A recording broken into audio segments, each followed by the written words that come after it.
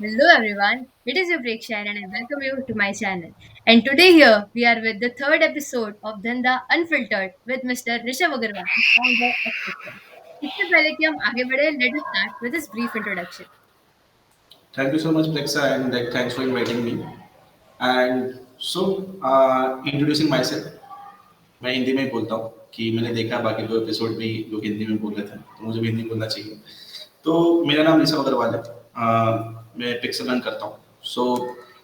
मैंने कॉलेज 2019 में खत्म किया था एसआरटी चेन्नई से। एंड बाकी सब की तरह इंजीनियरिंग मैंने भी की थी, बहुत लोगों की तरह। मुझे लगा था कि यस, बहुत पैसे मिलेंगे 4 साल जब कॉलेज खत्म हो जाएगा तब।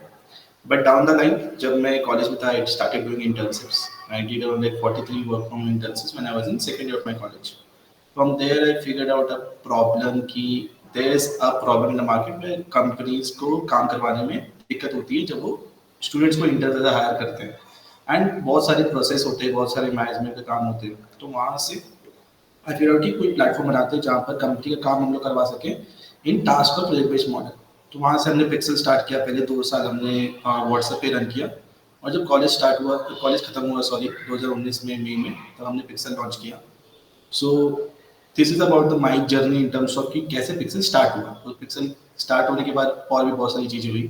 सो ब्रीफ इंट्रोडक्शन में यही है। ओके, तो लाइक आपने कॉलेज के साथ 43 इंटर्नशिप्स, वो भी सेकेंड ईयर में कैसे मैनेज की थी? देखो क्या होता है 2017 के टाइम, उस समय 2016 था सॉरी। उस समय 2016 था। 2016 के टाइम पे इंटर्नशिप मिलना आसान था, क्योंकि उस समय नए कंपनीज आ रहे थे। ऐसे बहुत सारी कंपनीज आ रही थी जो मार्केट में जो इंटर्न्स रखना चाहते थे, वो स्टूडेंट्स उसके लिए सबसे सस्ते रिसोर्स थे। 2016 के कंपेरेटिवली अगर 2023 में मैं किसी को बोलूँ कि तुम मेरे लिए फ्री में इंटर्नशिप करो, तो कोई नहीं करेगा। भले उसको काम नहीं भी आता हो, वो फिर भी नहीं करेगा। तो 2016 में फ्री इंटर्नशिप बहुत होते थे। तो 70 से 80% इंटर्नशिप जो मैंने किए थे वो अनपेड इंटर्नशिप था, जो कि सर्टिफिकेट एल गुडीज के लालच में करवाया जाता था। तो उस वक्त हर एक रैंडम इंटर्नशिप जो मुझे नजर आता था on internet, be it any platform, तो मैं उसको अप्लाई कर देता था। तो वहां से वो हुआ। हाँ, इट जस्ट कि मुझे एक कीड़ा पड़ गया था कि हाँ, करते मजा आ रहा था। ओके, तो लाइक इंटर्नशिप करते करते आपको कैसे फील हुआ कि you should start building something जहाँ पे टास्क के बेसिस पे स्टूडेंट्स आर गेटिंग पेड, तो वो आइडिया फिर कैसे आया था? तो यहाँ पर दो प्रॉब्लम थी। एक, जब मैं एज इंटर्न काम कर रहा था, ऐसे दो चीजें हो रही थी। एक, जब कंपनी काम करवाती है किसी से, तो कंपनी के लिए पूरा प्रोसेस है। एक स्टूडेंट को फिल्टर करना, उसके बाद उसको ग्रुप में ऐड करना, काम देना, उसको काम को मैनेज करना, रिपोर्ट बनाना, उसको सर्टिफिकेट देना, स्टाइपेंड देना। और other side of the picture में मी एज अ स्टूडेंट, मेरे को ये दिक्कत थी कि बहुत सारी कंपनीज काम करवाने के बाद टाइम पे स्टाइपेंड नहीं देते थे, टाइम पे सर्टिफिकेट नहीं देते थे। बहुत सारी कंपनीज बंद हो गई थी। तो ऐसे ऑथेंटिसिटी कैसे मैं देखूँ, वो मुझे समझ में नहीं आता। और अगर कोई काम करवा रहा है आपसे और उसके बाद आपको पैसे नहीं मिल रहे, तो उस समय एज अ कॉलेज स्टूडेंट आपको बुरा लगता है। तो वहाँ मैंने सोचा कि कंपनी का काम अल्टीमेट गोल है कि लोगों से काम करवाना है, एंड उनको इस वाले प्रोसेस से वो थोड़ा बचना चाहते थे। तो जाके मैंने उनको बोला कि आप अल्टीमेटली काम तो करवा ही रहे हो, आप मुझे काम दे दो। मेरे पास 100 से 150 बच्चे हैं जिसका मैंने ग्रुप बना के रखा है, मैं उनके थ्रू आपका काम करवा दूंगा। आपका खर्चा उतना ही रहेगा as compared to task based model. तो वहां से मैंने वो शुरू किया। पहले मैंने उन कंपनीज को पकड़ा जो जहाँ पे मैं इंटर्नशिप किया हुआ था, और धीरे धीरे फिर मैं अप्रोच हुआ। ओके, सो लाइक कंपनी के पास भी ऑप्शन रहता है कि वो या लिंक्डइन के थ्रू हायर करे या फिर फ्रीलांसिंग वेबसाइट के थ्रू करे। तो आपने जो अपने फर्स्ट क्लाइंट थे रिगार्डिंग पिक्सेल, उनको कन्विंस कैसे किया था कि you should prefer pixel over others? See दो ये 2017 की बात है। तब तो पिक्सल था भी नहीं एक्चुअली। पिक्सल तो 2019 में आया, मतलब 2018 में आया एक्चुअली। उस समय मैं एज एन इंडिविजुअल काम कर रहा था, और मैंने ऐसे नॉर्मली कंपनी बना के रखी थी इंटीग्रेशन के नाम से। और वहाँ से मैं कंपनी को कन्विंस करना आसान इसलिए हुआ क्योंकि उस कंपनी में मैंने इंटर्नशिप की हुई थी और उनसे मेरी अच्छी बनती थी। तो उनको कन्विंस करना आसान हुआ मुझे। तो स्टार्टिंग के 4-5 क्लाइंट ऐसे ही थे जिनके साथ मैंने काम किया है। नाउ कमिंग की जो वो अलग प्लेटफॉर्म से हायर कर सकते हैं। ये तब पॉसिबल है जब आप एक या दो इंसान हायर कर रहे हो, या स्किल वाले लोग हायर कर रहे हो। जब आपको चाहिए कि बहुत सारे लोग ऐसे भी जो आपके सोशल मीडिया टास्क करें, या फिर आपका कैंपस एम्बेसडर प्रोग्राम में आपका हिस्सा ले, या फिर आपका मार्केट रिसर्च करे, या फिर आपका ऐप प्रमोशन करे। तो यहाँ पर उनको लोग मिलेंगे नहीं ना इस प्लेटफॉर्म हाँ, से। राइट। तो वो एक छोटे टास्क हो जा रहे हैं जिसको वो चाहते हैं कि या तो इंटर्न्स को हायर करके करें, या तो सर्टिफिकेट दें, या तो हमारे थ्रू वो करवा सकते थे। So that was the method. तो उस समय वो एक चीज़ था कि वो एक नई आ रही थी मार्केट में, और उस समय मुझे समझाना आसान हुआ क्योंकि मैं उनके साथ काम किया हुआ था। ओके। तो instead of focusing of one person for one task, आप फोकस करते थे कि नंबर ऑफ स्टूडेंट्स को अलग-अलग हाँ, बल्क में टास्क मिल जाए। Correct, okay. तो वो एक डिफरेंशिएटर हो गया बाकी सारी गिग कंपनीज़ के करेक्ट। अलावा। ओके। तो जब आपने स्टार्ट किया था तो आपको मेजर क्या चैलेंजेस फेस हुए थे? सी देखो, पहली कंपनी जब मैंने ऑनबोर्ड की थी तो मतलब मैंने उनके साथ एग्रीमेंट नहीं किया था, तो मुझे एग्रीमेंट में बहुत ज़्यादा चैलेंजेस हुए थे। एक कंपनी जो हुँ, मुझे पहली कंपनी मुझे पेमेंट नहीं की थी क्योंकि मैंने उनके साथ एग्रीमेंट नहीं किया था। उसके बाद ऑब्वियसली डाउन द लाइन की बहुत सारी चीज़ें समझ में आई कि आपको प्रॉपर कंपनी होना बहुत ज़रूरी है in order to take the money. क्योंकि 2017-18 के टाइम पे ये स्टार्टअप एक बहुत नई चीज़ थी बहुत सारे लोगों के लिए, बच्चों के लिए तो बहुत राइट। नई चीज़ थी। अभी 2022 में तो हर बच्चा स्टार्टअप करना चाहता है। तो 2017 में हर बच्चा स्टार्टअप नहीं करना चाह रहा था, उसमें उनको पता भी नहीं हुँ, था। तो उस समय ये डाउन द लाइन जो चीज़ हो रही थी उसके हिसाब से मैं देख रहा था कि क्या हो सकता है क्या नहीं हो सकता है। तो वहाँ की तब की बात है कि अब सोच समझोगे कि हाँ ये वाली चीज़ है इस तरह से नहीं करनी है, ये वाली चीज़ इस तरह से करनी है। ये डाउन द लाइन प्रोसेस में एक एक करके चैलेंज है। अब ऐसे लिस्ट ऑफ चैलेंजेस तो मुझे भी याद नहीं है, बट हाँ कुछ कुछ इंस्टेंसेस मुझे याद रहते हैं कि जैसे मैंने पहली कंपनी मुझे पेमेंट नहीं की थी क्योंकि मैंने उनके साथ एग्रीमेंट नहीं बनाया था और वो बाद में मुकर गई पेमेंट से। ओके, सो वहाँ पर मुझे समझ में आया कि एग्रीमेंट बनाना जरूरी है, टर्म्स को डिफाइन करना बहुत जरूरी है कंपनी के राइट। साथ। Okay, before taking a project. Yes, correct. Okay, okay. तो लाइक जब आपको आइडिया आया था कि आपको ये चीज़ इम्प्लीमेंट करनी है, तो उसको आपने एग्ज़ीक्यूट कैसे किया था? बिकॉज़ स्टूडेंट के मतलब आज के टाइम में स्टूडेंट्स के पास बहुत सारे आइडियाज़ हैं, लेकिन वो इम्प्लीमेंट नहीं कर पाते। तो वो गैप कहाँ पे आता है और अगर इम्प्लीमेंट करना है, तो राइट डायरेक्शन क्या होती है इम्प्लीमेंट करने की? सो पहले 1 डेढ़ साल तो मुझे पता भी नहीं था कि ये स्टार्टअप है। मैं तो बस इसको ऐसे ही कर रहा था। मैंने बोला कि मैं व्हाट्सएप ग्रुप में बच्चे एडिट थे, मैं उनके थ्रू काम हुँ, करवा रहा था। मैक्सिमम लोग मेरे फ्रेंड्स थे, फिर बहुत सारे लोग ऐसे थे जिनके साथ मैंने इंटर्नशिप की थी, वहाँ से मुझे लोग मिले थे। तो ये व्हाट्सएप ग्रुप से चल रहा था और ये ऐसा कोई स्टार्टअप नहीं था। ये मुझे ऐसा था कि मैं काम करवा रहा हूँ, मैं पैसे कमा रहा हूँ थोड़े से और थोड़े से लोग आगे भी पैसे कमा रहे हुँ, हैं। 1 डेढ़ साल बाद मुझे रियलाइज हुआ कि जब आपके पास 10-15 काम एक साथ हो तो आप इसको ऐसे मैन्युअली करवा नहीं पा रहे हो, और उसको गूगल शीट्स और व्हाट्सएप ग्रुप में भेजना, बार बार भेजना बहुत डिफिकल्ट काम है। इसलिए मैं सोचा कि प्रोडक्ट बनाते हैं। पहले मैं सोचा कि वेबसाइट बना देंगे, उसमें सारे टास्क डाल देंगे। फिर बाद में मुझे रियलाइज हुआ कि फिर मैंने रिसर्च किया, मैंने देखा कि और भी ऐप्स हैं इंडिया में और उसमें क्या है उसमें क्या नहीं है, उसके हिसाब से भी मेक इट। तो मैंने 6 महीने तो खुद से स्टडी किया कि हाँ ये बना सकते हैं। उसके बाद 3 महीने मैंने नाइस। स्टूडेंट से 3 महीने फिर मैंने रिसर्च किया, मार्केट रिसर्च। लगभग 4500 स्टूडेंट से मैंने सर्वे करवाया किया था। अपने कॉलेज के बच्चे भी थे, बाकी जितने लोग मैं जानता था मैं सबसे पूछ पूछ के मैं बोला कि आगे भी सर्वे करवाओ सबसे। ओके, उसके तहत मुझे पता चला कि हाँ कि ऐसा प्रोडक्ट बनाने से लोग यूज़ करेंगे, कि हम लोग टास्क को ऐप पे ही डाल देंगे, लोग वहीं पर हुँ, परफॉर्म करेंगे, वहीं पर सबमिट करेंगे, वहीं पर उनका अप्रूव कर देंगे, वहीं से पैसे विड्रॉ कर पाएंगे। तो हम आगे लिए क्या है कि हम 15 से क्या 50 टास्क भी एक साथ डाल सकते हैं। तो ओके, वो मेरा लॉजिक था। तो उसको हमने 2018 के एंड में बनाना स्टार्ट किया। हुँ, 2019 के मई मंथ में खत्म हुआ और जून 2019 में हमने लॉन्च किया था। ओके। सो लेकिन लाइक आज के टाइम में अगर मेरे पास फॉर एग्ज़ाम्पल 10 डिफरेंट आइडियाज़ हैं, एकदम अलग-अलग डोमेन में, तो अगर मुझे वैलिडेट करना है कि व्हिच इज़ द बेस्ट, तो मुझे कैसे पता चलेगा? तो दो चीज़ें होती है, एक आप खुद प्रॉब्लम में फंसे रहते हो, तब हुँ, आपको रियलाइज होता है कि उसको और समझने के लिए आपको टाइम देना पड़ता है। जैसे मेरे केस में हुआ था कि मैं खुद प्रॉब्लम में था, बट मुझे पता नहीं था कि इसका कोई स्टार्टअप बनेगा। हुँ, उसके लिए राइट, बस मैं ऐसे किए जा रहा 2 साल तो मैंने ऐसे किए। उसके बाद मैंने इसका जो बिजनेस मॉडल स्टार्टिंग डे से था वो आज भी वही बिजनेस मॉडल है। बिजनेस मॉडल कभी चेंज नहीं हुआ कि हम कंपनी से पैसा लेंगे, अपना मार्जिन रखेंगे और आगे लोगों को पास करेंगे। तो same business model day one में भी था, आज भी वही है। तो आपको बस ये देखना है कि किस तरह से करोगे और वो कितना बड़ा बन सकता है। तो आपको हर एक आइडिया में उतना सोचना बहुत जरूरी है। अब 10 आइडिया तो एग्जीक्यूट नहीं हो जाएंगे, पहले आपको राइट, ये देखना राइट, पड़ेगा नहीं 10 कर में से पाएँगे। कौन से एक या दो अच्छे हैं।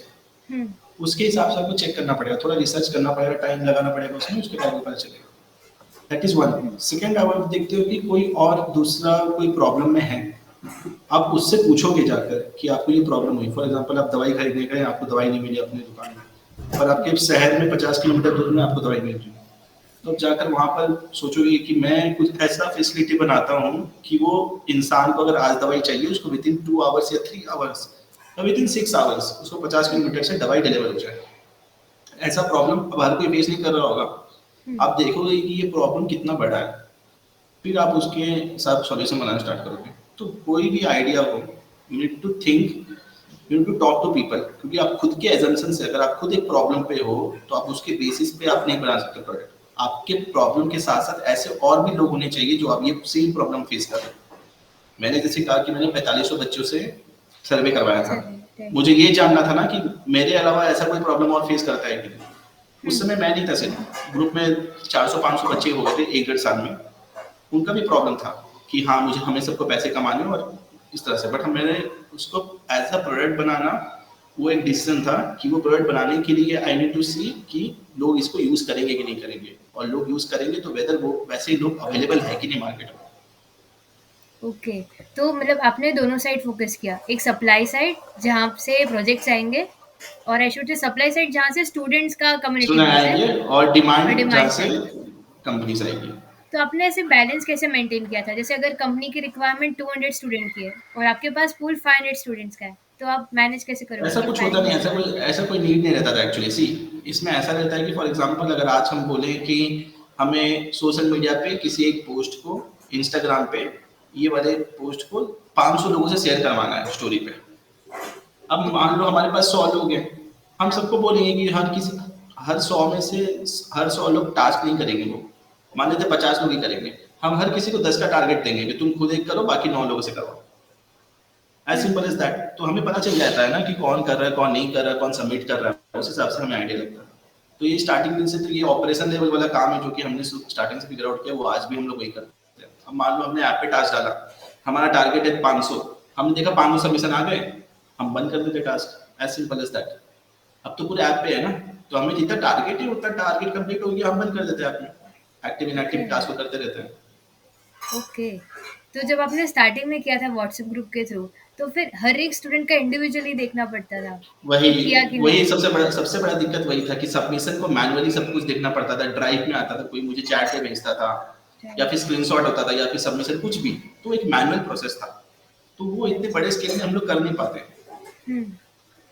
और बहुत ज़्यादा टाइम कंज्यूमिंग भी हो जाता है टाइम बिकॉज़ हर एक कंज्यूमिंग जन होता अलग-अलग है। मीडियम से भेज रहा है, तो एग्जैक्टली। सब क्लटर्ड हो जाता है, राइट। तो अब जो वो लोग टास्क करते हैं, उसका क्वालिटी कैसे मेंटेन होता है? जैसे अगर कोई 2 डिफरेंट पर्सन एक सेम टास्क कर रहे हैं, तो उन दोनों का तरीका अलग-अलग होगा या फिर अप्रोच अलग-अलग होगा। तो उसमें से तरीका वो अलग नहीं हो टास्क सकता सिलेक्ट है, करना। हाँ, तरीका अलग नहीं हो सकता, क्योंकि हम तो स्टेप्स लिखते हैं ना कि इस तरह से आपको अच्छा, टास्क करना है, तो सबका स्टेप सेम ही रहेगा। अगर उस स्टेप्स को फॉलो ना करके लोग आधा अधूरा टास्क करते हैं, या फिर हाँ, इनकम्प्लीट टास्क करते हैं, या फिर रॉन्ग टास्क करते हैं, तो उनका रिजेक्ट हो जाता है, सिंपल। उसमें क्वालिटी का कोई दिक्कत नहीं है, क्योंकि देखो सिंपल सा काम है। अगर आपको हुँ, हमने बोला है you need to share this post on your Instagram story tagging a brand, अब हुँ, मान लो आपने स्टोरी पे तो शेयर कर दिया, पर आपने ब्रांड को टैग नहीं किया, तो आपका टास्क रिजेक्ट हो जाएगा। फॉर ओके, एग्जाम्पल आपने अगर स्टोरी पे शेयर कर दिया और आपने लिंक ले लगाया, आपका रिजेक्ट हुँ, हो जाएगा। अब आपने स्टोरी पे शेयर कर दिया, टैग कर दिया, लिंक लगा दिया, तो मतलब आपका परफेक्ट टास्क है। तो इस तरह से टास्क के राइट, स्टेप्स डिफाइन होते हैं, और उसके बेसिस में लोग अपना स्टेप्स पढ़ के टास्क को कंप्लीट करके सबमिट करेंगे। इनकम्प्लीट या फिर इनकरेक्ट सबमिशन रिजेक्ट हो जाते हैं। अब इसमें क्या है कि यहाँ पर कहीं भी क्वालिटी का कोई चक्कर नहीं है। हुँ, ब्रांड के लिए क्या है कि फॉर एग्जाम्पल अब उसने हमें बोला कि 500 लोगों से करवाना है, इवेंचुअली उनके लिए 700 लोग करते हैं, क्योंकि 200 लोग करेक्ट इनकरेक्ट करते हैं, बट उनका हुँ, स्टोरी तो शेयर हो ही रहा है ना, भले वो टैग नहीं कर रहे। हाँ, तो इनकरेक्ट बस उनके राइट, लिए तो हमेशा ही वो एक प्लस पॉइंट है। हुँ। हमें तो उनको सिर्फ वही पैसे देंगे कि जो करेक्ट है बिल्कुल। राइट, बिकॉज़ इनडायरेक्टली उनकी मार्केटिंग उस वे से भी उनकी तो मार्केटिंग हो ही करेक्ट। जाएगी, right. Exactly, this is one set of example, ऐसे बहुत सारे एग्जांपल, हाँ, जैसे व्हाट्सएप ग्रुप प्रमोशन होता है, हमारा ऐप प्रमोशन हुँ, होता है, रिसर्च सर्वे वाले टास्क होते हैं, तो इस तरह से बहुत वाले काम होते हैं। जिस तरह से डिपेंड करता है कि क्या उसका प्रोसेस है, क्या स्टेप्स है, उस स्टेप्स के क्राइटेरिया फिल्टर करने, क्राइटेरिया के हिसाब से लोग टास्क करके सबमिट करेंगे तो उनका अप्रूव होता है, बाकी जो नहीं कर पाते उनका रिजेक्ट होता है। This is the basic work. हुँ, अब एक जो हाई लेवल ऑफ वर्क होता है प्रोजेक्ट्स में, जैसे हुँ, इसमें मान लो लोगों को कंटेंट लिखना है, डेटा लिखना है, तो वहां पर तो फिल्टर पूरा प्रोसेस बना हुआ है, उसका एक अलग प्रोसेस है। वहां पर हमें 100 लोग नहीं चाहिए, वहां पर हमें 1 या 2 पर्सन चाहिए साथ, तो ओके, उनका पूरा फिल्ट्रेशन क्राइटेरिया होता है, वो अलग से मेथड काम चलता है। ओके। तो लाइक जो इन जनरल टास्क है उसको आपने लाइक एक-एक टास्क में डिवाइड कर दिया है, जिससे हमें क्वालिटी की ज़रूरत ना पड़े लेकिन एक चेक हो जाए कि ये कंप्लीट है, ये एग्जैक्टली कंप्लीट है। exactly. राइट, वो ईज़ियर वे है इंस्टेड ऑफ एक-एक जन का फोकस करके करना। राइट। तो लाइक जो अभी कॉलेज स्टूडेंट्स हैं, उनको आप क्या सजेशन देना चाहोगे जिसको एंटरप्रेन्योरशिप और स्टार्टअप साइड जाना है? देखो एक बेसिक चीज है कि जब भी आपको आइडिया है, आप तुरंत से ये मत सोचो कि मुझे एक प्रोडक्ट बनाना है, या फिर हुँ, आपको लगे कि ये प्रॉब्लम है जो मैं फेस कर रहा हूँ या फिर मेरे आसपास वाले लोग फेस कर रहे हैं। आपको ये अज्यूम करने की जरूरत नहीं है कि हर कोई वही प्रॉब्लम फेस कर रहा हो। आपको ये देखना बहुत जरूरी है कि मार्केट में और कौन लोग हैं, उनके प्रोडक्ट में क्या खामियां हैं, उनके प्रोडक्ट्स कैसे अच्छे बन सकते हैं और मैं क्या बेहतर बना सकता हूँ, वो बहुत ज़्यादा इंपॉर्टेंट है। अगर वो चीज़ आप फिगर आउट नहीं कर पाओगे तो आप बनाकर तुरंत लॉन्च तो कर दोगे, फिर चल नहीं पाएगा तो फिर आपके उसमें टाइम और एनर्जी और पैसे सब वेस्ट हो गए। इसलिए प्री लॉन्च से पहले आप हमेशा से ये देखो कि आपको क्या बनाना है। मैं आपको छोटा एग्जाम्पल, जैसे कि मैंने 1.5-2 साल लगा दिए ऐप बना के लॉन्च करने में। इस हुँ, दौरान में हमने बिजनेस मॉडल टेस्ट किया, मार्केट टेस्ट किया, सब कुछ टेस्ट किया। 3 साल हमने 7.5 लाख डाउनलोड्स हुए हमारे ऐप में। 1 साल हम फिर से पॉज में थे, अब हम सेकंड वर्जन लॉन्च किए हैं। तो अब सेकंड वर्जन में भी लॉन्च करने से पहले मैं 1 साल यही सोच रहा था कि अब मुझे अगर सेकंड वर्जन लॉन्च करना है तो मैं उसमें क्या मैं ऐसा नया करूं कि 7.5 की जगह 7.5 मिलियन डाउनलोड हो। तो वो सोचना बहुत जरूरी है कि मैं 7.5 लाख डाउनलोड से पहुंच गया। अब मुझे, और वो 2019 की बात थी, 2023 में मार्केट चेंज हो गई। मैं बिजनेस मॉडल सेम रखूंगा बट मुझे फीचर वाइज, फंक्शनैलिटी वाइज कुछ नए रखने हैं प्रोडक्ट में। हुँ, तो वो जानना बहुत जरूरी है। उसको डिसीजन पहुंचने के बाद फिर हमने बनाया। 1 साल हमने मैंने वो पहले 6 महीने तो मैं ऐसे सोच ही रहा था। उसके बाद 2 दिन मैंने सोचने के बाद हमने बनाना स्टार्ट किया। ओके। तो तो इसलिए आप सोचो पहले, सबसे बेस्ट टाइप चीज है कि पहले सोचो, जितना सोच सकते हो, हर पॉसिबिलिटी सोचो। पैसे लगेंगे पर यू मेक श्योर कि अगर पैसे, अगर आपके वो प्रोडक्ट नहीं भी चलाना, कल को आपको यह अफसोस नहीं होना चाहिए कि आपने ना time in terms of learning में नहीं लगाया। राइट। तो फिर इम्पोर्टेंट क्या है? एग्ज़ीक्यूशन करना या फिर उसके पहले रिसर्च करना? बिकॉज़ अगर हम रिसर्च में ज़्यादा टाइम दे देंगे तो फिर एग्ज़ीक्यूट कब करेंगे? ऐसा कुछ नहीं है। जैसे फॉर एग्जांपल आप ये सोचोगे कि आपको सब कुछ 1 साल में कर देना है, 1 साल में लॉन्च भी कर देना है, आपको 1 साल में 1 मिलियन यूजर भी चाहिए, तो उसको बोलते हैं बहुत जल्दबाजी में हो आप। हुँ, मुझे अभी अगर मैं देखूं, मुझे 6-7 साल हो गए सेम चीज करते करते। हमने कुछ ऐसा भी नहीं कि हमने बहुत बड़े नंबर्स कर दिए हों। आप ये देखो कि बट इस दौरान में 6 साल में आपको सीखने बहुत मिल जाएगा। मैं अगर बोलूँ तो मैंने जितनी चीज सीखी है, मैं पढ़ाई करके भी उतनी चीज नहीं सीख पाया जितना मैं लोगों के साथ काम करके या फिर अपना खुद का कंपनी चला के मैं सीख पाया। तो ये चीजें मुझे कोई नहीं सिखा सकता, ना ही मुझे एमबीए सिखा सकता है, ना ही कोई और कंपनी में मैं काम करके सीख पाता उतना। That is one thing. Second, in terms of execution, execute is important और research is also important. But आपका एग्जीक्यूशन तभी पॉसिबल हो पाएगा जब आपका रिसर्च अच्छा है, आपको प्रोडक्ट के बारे में पता है, आपको मार्केट के बारे में पता है, आपको कॉम्पिटिटर के बारे में पता है, और भी वेरियस डायनेमिक्स है उसके बारे में पता है। ओके।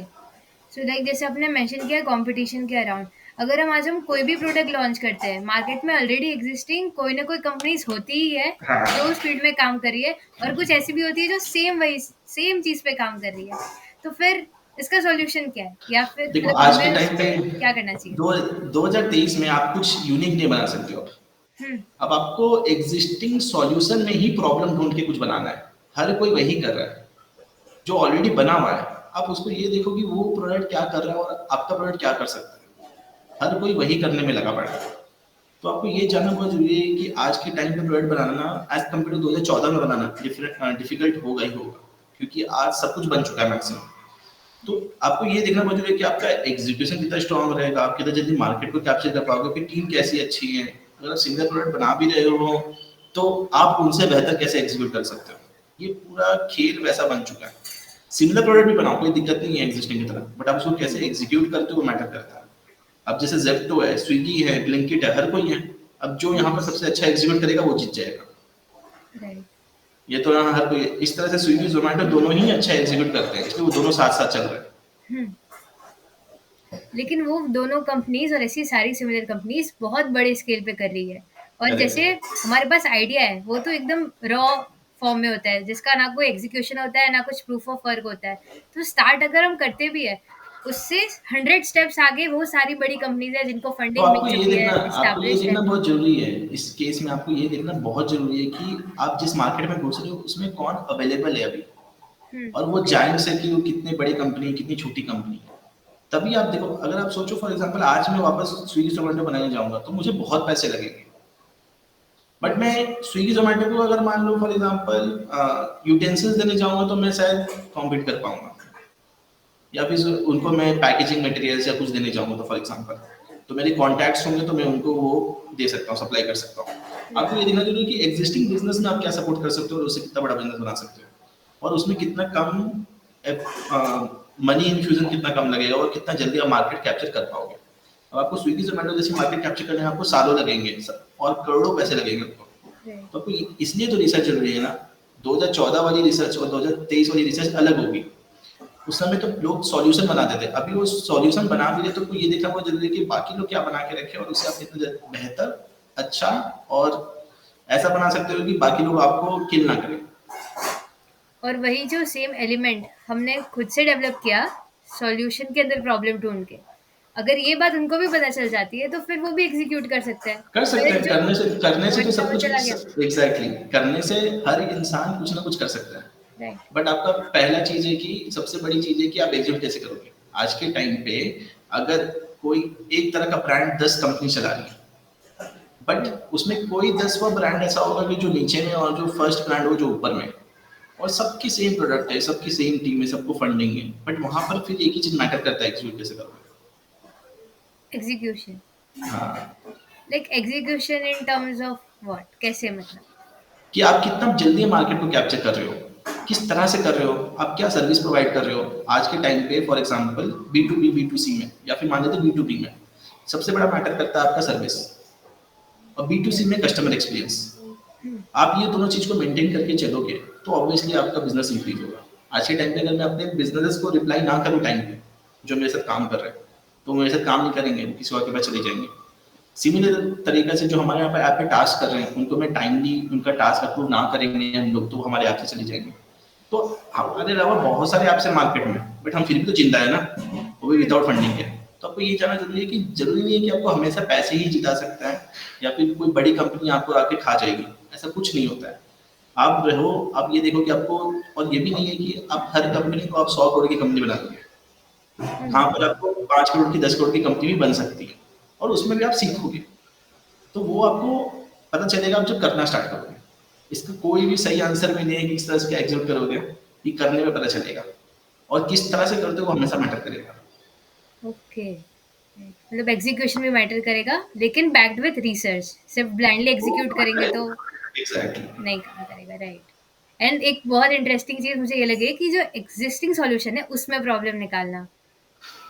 वो वही लोग आजकल कर रहे हैं, आप राइट। देखोगे तो आप ऑलरेडी कोई जो बना हुआ है उसमें हम्म। लोग आकर बोलते हैं कि ये प्रोडक्ट में ये चीज नहीं है, तो लोग ये बनाने लगता है। तो वही चल रहा है आज के टाइम पे 2022 2023 में, मैं वही देख रहा हूँ। राइट। तो फिर लाइक जो B2B बिजनेस है उसमें दोनों साइड रिटेंशन कैसे मेंटेन होता है, जहाँ से सप्लाई आ रहा है, like like for example in trading business और कुछ भी, जहाँ से सप्लाई आ रहा है और जहाँ से हम वापस से डिमांड केटर कर रहे हैं, तो दोनों साइड एक प्रॉपर बैलेंस कैसे बना के रखते हैं? आपका क्वेश्चन गलत है एक्चुअली, ये B2B हुआ नहीं एक्चुअली। सी देखो, इसमें ऐसा में रिटेंशन नहीं है। अगर आप B2B बना रहे हो तो ये पूरा प्रॉपर बिजनेस है जो आपने कहा, सप्लाई साइड या फिर आप ये सब कर रहे हो। तो हम्म। बाकी नॉर्मल अगर SaaS प्रोडक्ट बोलो तो आप SaaS प्रोडक्ट तभी चल पाता है आपका, आपका पूरा एकदम कस्टमर जर्नी अच्छा हो, एक्सपीरियंस अच्छा हो, प्राइसिंग पॉइंट अच्छा हो, सब कुछ अच्छा हो तो आपका चलेगा ही चलेगा। ओके। और बहुत सारे मैकेनिज्म्स है ऐसे, अलग अलग टाइप के बिजनेस के अलग अलग मैकेनिज्म होगा, किसी का भी ये कोई फिक्स्ड आंसर नहीं है। मेरे लिए करने का तरीका अलग होगा, किसी और का करने का तरीका अलग होगा, राइट। किसी और को रिटेन करने का तरीका अलग होगा। ओके, तो आप कैसे रिटेन करते हम जैसे रिटेन करते हैं वो मैं पॉडकास्ट में बोल नहीं सकता हूँ ना वो बात। हो? ओके। ओके, ठीक ठीक है। है। सो लाइक जब आपने पिक्सेल स्टार्ट किया था it was after college, right? तो आफ्टर कॉलेज आपने टीम कैसे फॉर्म की थी एंड आप तो किस भाई टाइप के टीम हमारी मेंबर्स ऐड करते थे? हमारे हमेशा टीम वैसे थी, जो मेरे साथ काम किए हुए हैं, वही लोग मेरे साथ अभी भी टीम मेंबर्स में। आज के टाइम भी हमारे में अननोन लोग बहुत ही कम है। मतलब एक ही पर्सन है जिसको, जो मेरे साथ पहले काम नहीं किया और जो अभी मेरे साथ काम कर रहे हैं। बाकी सारे वैसे ही लोग हैं, या तो मेरे कॉलेज के जूनियर्स थे या फिर मेरे कॉलेज के दूसरे कॉलेज के लोग थे, वही लोग हमारे साथ काम करें। तो मेरे साथ जो लोग काम करें मुझे पता रहता है कि उनको भी काम करने में मेरे साथ कंफर्टेबल है और मैं भी उनके काम में कंफर्टेबल हूँ। मुझे यहाँ पर 100 लोगों की टीम नहीं बनानी है, हमारे पास हमेशा 8-10 लोग होते हैं, और उसको मैं एक क्लोज सर्कल में ही रखता हूँ कि जो हमारे साथ काम किए वो मुझे जानते हैं, और वो उनका पहला प्राइमरी फोकस, अगर वो फ्रेशर है, पैसा नहीं है, सीखना है, तो मुझे समझ में आ जाएगा। और वो आपको मुझसे पहले दिन में बात करने से समझ में नहीं आता मुझे, 3 महीना 4 महीने बाद आप उसको देख रहे हो, किसी न किसी चीज में आप काम किए हो उसके साथ, तो आपको बेटर अंडरस्टैंडिंग पड़ती है। तो सारी टीम मेंबर्स मेरे वैसे ही हैं, और इसी तरह से सारे टीम मेंबर्स आज जुड़े हुए हैं। ओके। तो आपने जैसे स्टार्टिंग से सिंगल हैंडेडली लीड किया है एज अ फाउंडर, तो कभी करेक्ट। आपको लगा कि आपको को फाउंडर की रिक्वायरमेंट है, या फिर कभी ऐसा फील हुआ कि अगर को फाउंडर होता तो अच्छा होता, ऐसा कुछ? देखो वो ऐसा मैं सोच के भी क्या करूँगा, आप को फाउंडर को जाके ढूंढ नहीं सकते। मैं लोग बोलते हैं मुझे को फाउंडर ढूंढना है, तो लोग को फाउंडर ढूंढते रहते हैं, फिर अगर ढूंढ भी लिए तो फिर उनको कभी ना कभी उनका झगड़ा हो जाता है। तो राइट। को फाउंडर को आप ऐसे ढूंढ नहीं सकते हो। तो हुँ, आपको बस यही होगा कि अगर आपके पास अच्छे टीम मेंबर्स है, आपका एग्जीक्यूशन ठीक ठीक है, तो वो सब चीज़ चलेगा। ठीक है। तो वो एक सबसे बड़ी बात है कि वो आपको मैटर करे कि टीम मेंबर्स हो, तो आपका को फाउंडर नहीं होने से भी चलेगा। हाँ, एक चीज होती है कि 2023 में 2022 में प्रोडक्ट बना रहा था, तो सीटीओ होना बहुत जरूरी हो जाता है, क्योंकि मैक्सिमम प्रोडक्ट जो बनेंगे वो टेक वाले बनेंगे। आए तो दो यस। चीजें, या तो आप हायर करके बना दो लोगों को, पर हुँ, आपके पास पैसे नहीं है तो वो एक अलग दिक्कत आती है। अगर हुँ, आपके पास को फाउंडर या आपका सीटीओ है तो वो सबसे बड़ा प्लस पॉइंट है। राइट, ओके, लाइक एक-एक टेक डोमेन में जिसका एक्सपर्टीज़ हो करेक्ट, वो वो भी रख बेटर सकते हैं। रहेगा। Right, right, okay. So it was a great and a very insightful conversation with you. मैंने भी काफ़ी सारी नई चीज़ें एक्सप्लोर की और नई चीज़ें जानी भी, और डेफिनिटली व्यूअर्स के लिए भी काफ़ी इंसाइटफुल रहा होगा। And make sure you subscribe to the channel as well for more such unfiltered episodes and videos around business and finance. Thank you so much. Thank you so much guys, bye bye.